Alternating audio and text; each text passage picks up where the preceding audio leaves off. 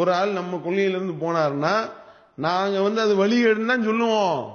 உன்னைய மாதிரி பூசி மூழ்கிற வேலையெல்லாம் இங்க இல்ல. நீ சொல்றிய நல்லதுக்கும் போயிருக்கலாம், கெட்டதுக்கும் போயிருக்கலாம். சலப்பு கொள்கையில் இருக்கிறவன் நல்லதுக்கும் இருக்கலாம், கெட்டதுக்கும் இருக்கலாம். இந்த கொள்கை நல்லதாகவும் இருக்கலாம், கெட்டதாகவும் இருக்கலாம். நம்மளை தூக்கி எல்லா நிரந்தர நரகத்திலையும் போடலாம், சொர்க்கத்துக்கும் அனுப்பலாம். இந்த பூசி மூழ்கிற வேலை எங்கள்கிட்ட இல்ல. நீ சவுதி சல்லிக்கு சிங்கி அடிச்சுக்கிட்டு நீ செய்வ, நீ அதை நியாயப்படுத்துவ. நாங்க எங்களுடைய கொள்கை தான் கரெக்ட், நாங்க இருக்கக்கூடிய கொள்கை தான் சத்தியம் என்று நாங்கள் அடிச்சு சொல்லுவோம். ஏன் எங்களுக்குள்ள கொள்கை உறுதியது. நாங்க கொண்டிருக்கக்கூடிய கொள்கையில நாங்க அந்த அளவுக்கு உறுதியாக இருக்கின்றோம். உனக்கு டண்டனக்கா டான்ஸ் ஆடிக்கிட்டு இருக்கு அப்படின்னா அதுக்கு நாங்க பொறுப்பா? உன்னைய மாதிரியே பூசி மொழிகிட்டு அப்படியே கூடும் கூடாது முஸ்தபு மக்ரு இப்படிலாம் சொல்றீங்களா? அப்ப எங்களை நாங்க அந்த மாதிரி பூசி மூழ்கிற வேலை இங்கே கிடையாது. உமக்கு ஏவப்பட்டதை தயவு தாட்சியம் இல்லாம போட்டு ஒட என்று அல்லாஹ் தன்னுடைய தூதர்கிட்ட கட்டளையின் அடிப்படையில தான் இந்த ஜமாத் இயங்கிக் கொண்டிருக்கின்றதே ஒழிய பூசி மூழ்கிற வேலை இங்க இல்லை என்பதை இவருக்கு இங்க சொல்லிக் கொள்கின்றோம். சரி, நான் அப்பாஸ் அலிட்ட கேட்கிறேன், நீ சரியான ஆளா இருந்தா நீ என்ன செஞ்சிருக்கணும்? ஃபர்சானுக்கு இந்த அறிவுரை சொல்லி இருக்கணுமா இல்லையா?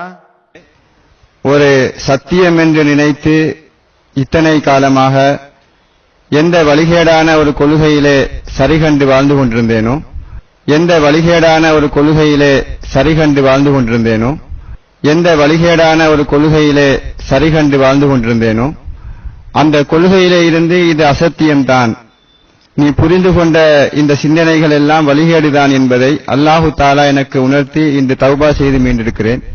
ஃபர்சான் இந்த மாதிரி தௌஹீத் ஜமாத் வழிகேடுன்னு சொல்லியிருக்கிறாரு. இந்த வழிகேட்டுல இருந்து எல்லாரும் வான்னு சொல்லிட்டு கூப்பிடுறாரு.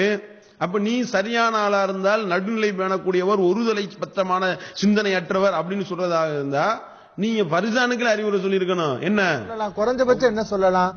அவர் சத்தியத்துக்காகவும் போயிருக்கலாம், நான் இருக்கக்கூடிய நிலைப்பாடு தவறாகவும் இருக்கலாம், நாங்கள் இருக்கக்கூடிய நிலைப்பாடு சரியானதாகவும் அவர் எடுத்திருக்கக்கூடிய நிலைப்பாடு தவறானதாகவும் இருக்கலாம்.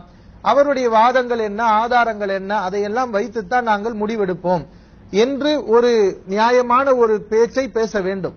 சரி, ஒரு ஆய்வுங்கிற அடிப்பில் ஒரு தப்பு கூட செஞ்சிருக்கலாம், நன்மையை எதிர்பார்த்து ஒரு தப்பு செஞ்சிருக்கலாம், குர்ஆன் ஹதீஸை பின்பற்றுவார் நினைத்துக் கொண்டு ஒரு தவறான முடிவு எடுத்திருக்கலாம். அப்படிங்கிறது கூட வராம எப்படி பேசுறாரு? அவங்க நல்ல நோக்கத்திலையும் இருக்கலாம், அவங்க குர்ஆன் ஹதீஸை தப்பாவும் விளங்கி இருக்கலாம், தவறுதலாக கூட அதை செய்திருக்கலாம், அல்லது குர்ஆன் ஹதீஸை பின்பற்றுவதாக நினைத்துக் கொண்டு ஒரு தப்பான ஒரு முடிவை அறிவித்திருக்கலாம். அப்ப அப்படி நீங்க சொல்லாம நீங்க ஏங்க அவங்க வழிகேட்டில் இருக்காங்கன்னு எப்படி சொல்றீங்க அப்படின்னு சொல்லியிருக்கணும். இந்த அறிவுரை உனக்கும் பொருந்துமா இல்லையா? அப்பாஸ் அலியை பார்த்து கேட்கின்றேன். நாங்க குர்ஆன் ஹதீஸை பின்பற்றுவதாக தப்பாக நினைத்திருக்கலாம், அது இந்த மாதிரி என்ன நோக்கத்திற்காக என்பது நமக்கு தெரியாது. அப்ப எங்க கல்ப நீ புலந்தியா? நரகவாசி செய்யற காரியத்தை நாங்களா செய்யறோம்? பிஜே தான் செய்யறாரு. இந்த ஹிஷாம் எம்ஏசி நீங்க தான் அறியாம செய்து கொண்டிருக்கிறீர்கள். நரகவாசி செய்யற காரியத்தை நாங்களா செய்யறோம்? பிஜே தான் செய்யறாரு. இந்த ஹிஷாம் எம்ஏசி நீங்க தான் அறியாம செய்து கொண்டிருக்கிறீர்கள். அப்ப ஃபர்சான் கேட்டீங்களா? பிஜேவுடைய கல்வை பிளந்து பார்த்தாயா அப்படின்னு ஃபர்சான் கேட்டீங்களா? இல்ல இல்ல. அப்பாஸ் அலி என்ன எங்க கல்ப பிளந்து பார்த்தாரா? இல்ல இல்ல. அப்ப இந்த அறிவுரைய நீ உனக்கு நீயே சொல்லிக்கோ, ஃபர்சானுக்கு போய் சொல்ல நாங்க சொல்ல மாட்டோம். ஏன்? நாங்க இருக்கிறது ஹக்கு, நீ இருக்கிறது பாத்தில் என்று நாங்கள் அடிச்சு சொல்றோம். நாங்க உறுதியாக சொல்கின்றோம், அதுல உறுதியாக நிற்கின்றோம். அப்ப நாங்க அதுல எந்த விதமான சஞ்சலமோ சலசலப்போ சந்தேகமோ அற்ற நிலையில தெல்ல தெளிவாக இருக்கின்றோம். உனக்குன்னா நீ கொண்ட கொள்ளையில உனக்கு ஆட்டம் இருந்திருக்கலாம். நீங்க சொல்றதை வச்சுதான் சொல்றோம். ஏன்னா வெளிப்படையை வச்சுதான் நாங்க பேசுவோம். எதா இருந்தாலும் வெளிப்படையை வைத்துதான் முடிவெடுப்போம். அவர் வழிதவறி போய்விட்டார், வழிகேட்டின் பக்கம் போய்விட்டார் என்றால் நாங்க இருக்க கொள்கையை விட்டு அவர் சூனியத்துக்கு ஆற்றல் இருக்கு, அல்லாஹ்வுக்கு இணை கற்பிக்கக்கூடிய ஒரு வேலையை செய்வதற்கு அந்த நிலைப்பாட்டை அவர் எடுத்து விட்டார். அதனால நாங்க வெளிப்படையை வச்சுதான் சொன்னோம். உள்ளத்தை பொளந்து பார்த்துலாம் நாங்க சொல்லல. அந்த மிஷின்லாம் எங்கள்கிட்ட கிடையாது. உள்ளத்தை பொளந்து பார்க்கிற மிஷின்லாம் நாங்க வச்சிருக்கல. நீங்க தான் கல்ப பொளந்து பார்த்து பேசுவதை போல பேசுகின்றா என்பதை அப்பாஸ் அலி இங்க பதிலாக சொல்லிக் கொள்கின்றோம். சரி, ஹாமித் பக்ரி போயிருக்காரு, ஜமாத்தை விட்டு போயிட்டாரு. நாங்க சொல்றோம் வழிகேடுன்னு சொல்றோம், நீயும் சொல்ற வழிகேடுன்ற. அதை மட்டும் ஏன் சொன்னீங்க?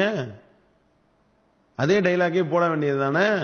ஏதாவது ஒரு நோக்கத்திற்கு போயிருக்கலாம், நல்ல நோக்கத்திற்கு போயிருக்கலாம், அது தப்பா கூட இருக்கலாம், குர்ஆன் ஹதீஸை தவறாக விளங்கி கொண்டு போயிருக்கலாம். அது அப்படிதானே சொல்லி இருக்க வேண்டும். இப்படி வழிகேடு என்று சொல்லலாமா? அது உங்களை விட்டு போனா நபியை விட்டு போனதா? நீங்க என்ன நபியா என்று கேட்கிறீங்க. ஆமீது பக்ரி இதே கேள்வி கேட்கலாமா இல்லையா? அப்ப ஆமீது பக்ரிக்கு இதே சொல்லுங்களேன். அப்ப ஆமீது பக்ரி உள்ளத்தை பொளந்து வாத்தீர்களா மறுபடியும் கேட்பாரு. அப்ப என்ன வெளிப்படையா அதை தானே சொல்லி இருக்கிறோம். அப்ப பிஜே என்ன சொன்னாரு, தப்பாவா சொன்னாரு?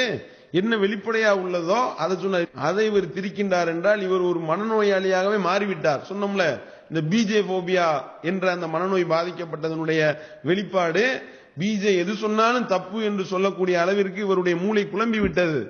அந்த அடிப்படையில தான் இவர் இந்த மாதிரி உளறி கொண்டு திரிகின்றார் என்பதை மக்கள் விளங்கிக் கொள்ள வேண்டும். உதாரணத்துக்கு வச்சுக்கிறீங்க, இப்போ ஒரு பொம்பளை புருஷனை விட்டு ஓடி போயிட்டா, அடுத்த வீட்டுக்காரனோட ஓடி போயிட்டா.